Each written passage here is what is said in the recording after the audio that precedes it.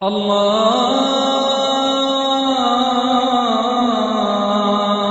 أكبر الله أكبر الله أكبر الله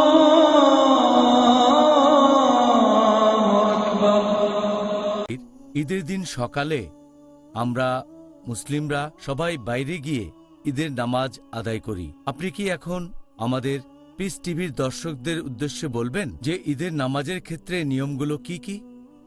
আপনি যদি ঈদের নামাজের কথা বলেন, আমাদের নবী মুহাম্মদ সাল্লাল্লাহু আলাইহি ওয়াসাল্লাম বলেছেন, এটা আছে সহিহ মুসলিমে খণ্ড নম্বর 2 বুক অব ফাস্টিং হাদিস নাম্বার 2534। আবু হুরায়রা রাদিয়াল্লাহু আনহু বলেছেন যে নবী মুহাম্মদ সাল্লাল্লাহু আলাইহি ওয়াসাল্লাম বলেছেন যে 2 দিন রোজা রাখা নিষিদ্ধ, ঈদুল ফিতর আর ঈদুল আজহা।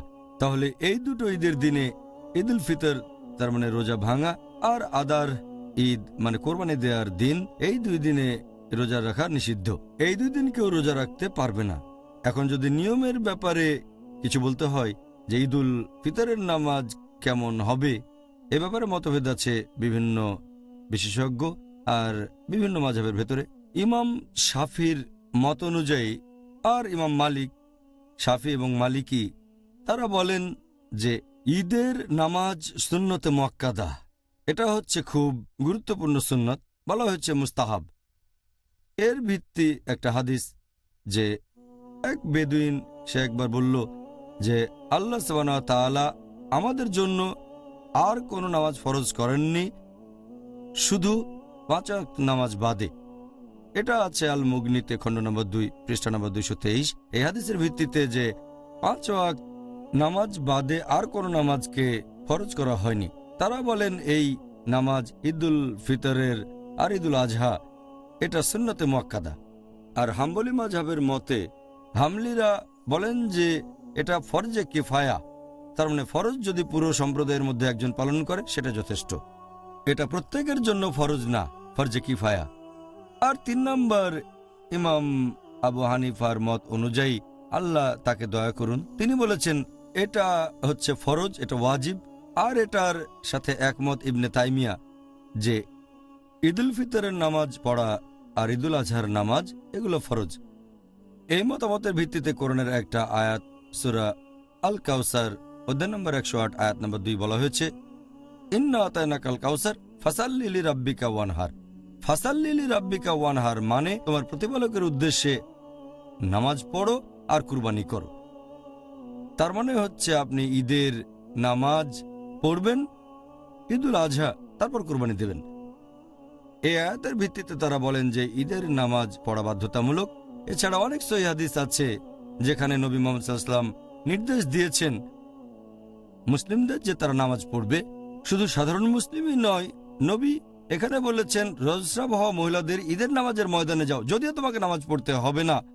তিনি বলেছেন অন্তপুরের মহিলা, এমনকি কুমারী হোক, তারা তরুণী অথবা বয়স্কা, ঈদের নামাজ পড়বে। রজস্রাব হওয়া মহিলা নামাজ না পড়লেও অন্তত নামাজ পড়ার জায়গায় যাবে। এটা আছে সহিহ বুখারীতে খণ্ড নম্বর 1 বুক অব সালাহ হাদিস নাম্বার 324 আর হাদিস নাম্বার 351। এরকম আরো অনেক হাদিস আছে। নবী আরো বলেছেন যে শিশুরাও যাবে। আর এই হাদিসের ভিত্তিতে ইমাম আবু হানিফা রাদিয়াল্লাহু আনহু, শেখ ইবনে তাইমিয়া রাদিয়াল্লাহু আনহু, তারা বলেছেন ঈদের নামাজ আদায় করা ফরজ। আরো একটা হাদিস আছে সুনান আবু দাউদে খণ্ড নম্বর 1 বুক অব সালাহ হাদিস নাম্বার 1068।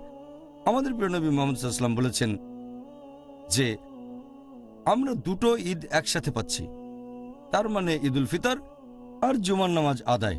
জুমাকে অনেক সময় বলে সাপ্তাহিক ঈদ। নবী বলেছেন যে ঈদুল ফিতরের নামাজ আদায়ের পরে নবী বললেন, যারা জুমার নামাজ পড়তে চাও না তাদের সেদিন আর জুমা পড়তে হবে না, যদি তোমরা না চাও। তবে আমরা জুমার নামাজ পড়ব। তার মানে যেহেতু ঈদের নামাজ পড়া হয়েছে, জুমার নামাজটা হচ্ছে খুবই গুরুত্বপূর্ণ 5 ওয়াক্ত নামাজের মধ্যে। এখানে নবী বলেছেন যদি ঈদের নামাজ পড়ে থাকো জামাতের সাথে, সেদিন জুমার নামাজ না পড়লেও চলবে, তবে সেখানে জোহরের নামাজ পড়তে হবে। নিশ্চিতভাবে এটা বোঝাচ্ছে যে ঈদের নামাজ হচ্ছে ফরজ নামাজ। আমি একমত ইমাম আবু হানিফা রাদিয়াল্লাহু আনহু আর শেখ ইবনে তাইমিয়া রাদিয়াল্লাহু আনহুর মতের সাথে। আমিন ইনশাআল্লাহ। এটা আমাদের মুসলিমদের একত্রিত হওয়ার একটা সুবর্ণ সুযোগ। এতে করে সবার ভালো লাগবে। আমাদের এরকম আরো ভালো উপলক্ষ প্রয়োজন, যেগুলোতে আমাদের সবার ভালো লাগবে ইনশাআল্লাহ। আল্লাহু আল্লাহ।